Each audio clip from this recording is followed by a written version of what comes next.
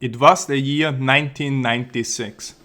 College students and graduates David Brevik and the brothers Eric and Max Schiefer released their first major PC game, Diablo. Brevik came up with the idea for Diablo in high school.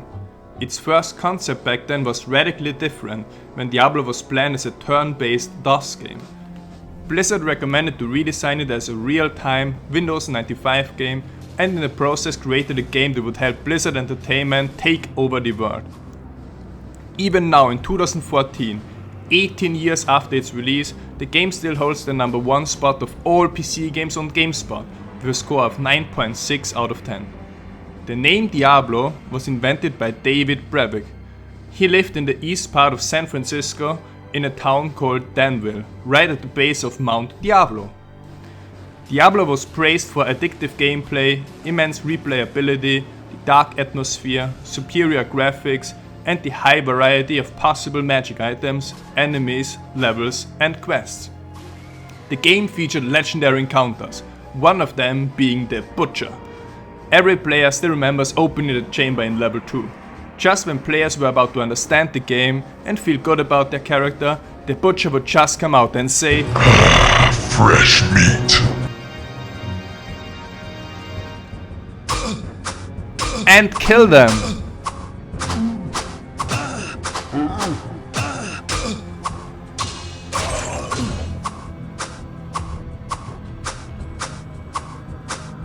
The sound of the Butcher and the environment in Diablo alone sent chills down the spine and was one of the things which made the game so popular.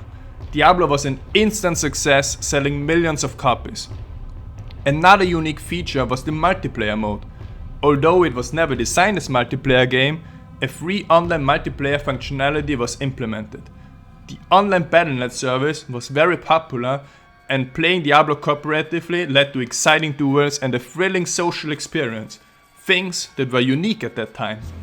Players formed communities, creating a variety of fan sites to organize trading, PvP, and cooperative play. One of the best Diablo resources was Jarulf's Guide, an in-depth Word document analyzing the source code and every single game detail. However, the game also had its flaws. The peer-to-peer architecture was very cheatable.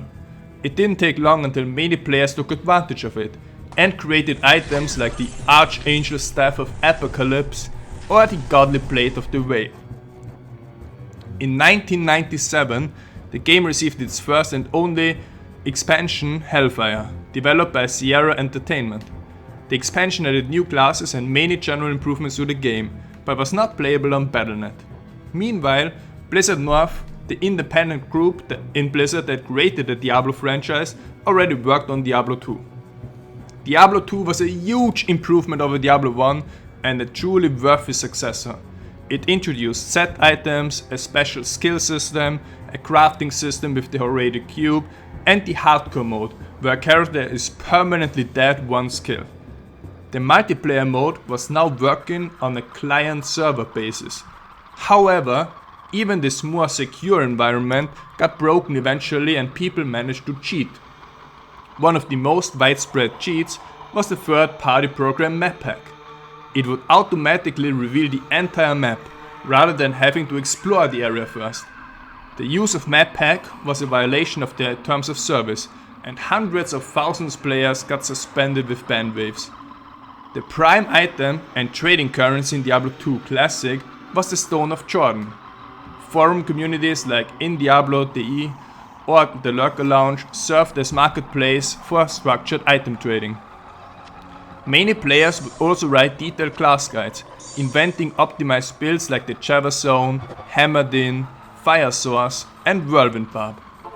One of the most memorable things in Diablo 2 is the cow level. In Diablo 2 Classic, players spent hundreds of hours slaying hordes of cows and getting mad whenever someone killed the Cow King. The multiplayer mode featured a ladder system, ranking players after their character level. The level cap was 99, which seemed impossible in Diablo 2 Classic. However, players started to build teams to get a character to level 99. Gerbarb and Rustbarb were community characters where dozens of players took shifts and supported a single character to become world first level 99, a race which was ultimately won by Gerbab. Unsatisfied by how Hellfire was for Diablo 1, Blizzard North decided to develop the expansion pack for Diablo 2 themselves. In 2001, Lord of Destruction was released, which not only added content in the form of 2 new classes, new items and a 5th act, it also dramatically revamped the gameplay for both solo and multiplayer.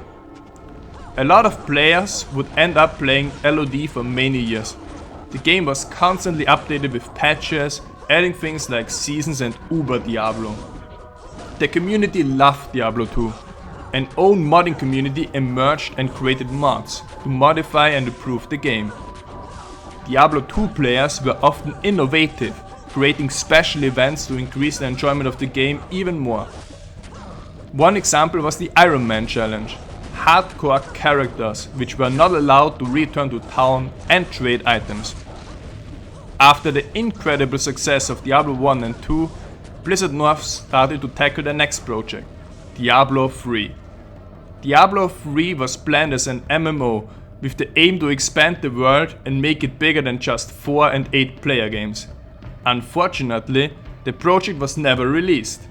Key members of Blizzard North left the company in 2003 to pursue other endeavors. In 2008, Blizzard announced Diablo 3 at the Worldwide Invitational in Paris, and this is where the next part of the series is going to continue. The Diablo franchise resulted in thousands of hours of high quality gameplay for many gamers. I still remember playing the game, always saying, "One more level please," to my mom every time she wanted to send me to sleep. I still remember epic encounters like the Butcher, Skeleton King, Lazarus and Diablo himself. I still remember accidentally hitting other players in Diablo 1 while exploring the dungeons together. I still remember epic PvP duels and getting creeps every time someone would suddenly turn on hostile mode to hunt for my ear. I still remember every time a new season started and I was playing the game day and night to improve my ranking in the ladder. I still remember the feeling when I found a truly amazing item or completed a nice set. I still remember the immersive music, darkness, endless replayability and ways to customize my character. Thank you to everyone who worked on the Diablo franchise and made everything possible, and for all the enjoyment you provided to me and millions of other players.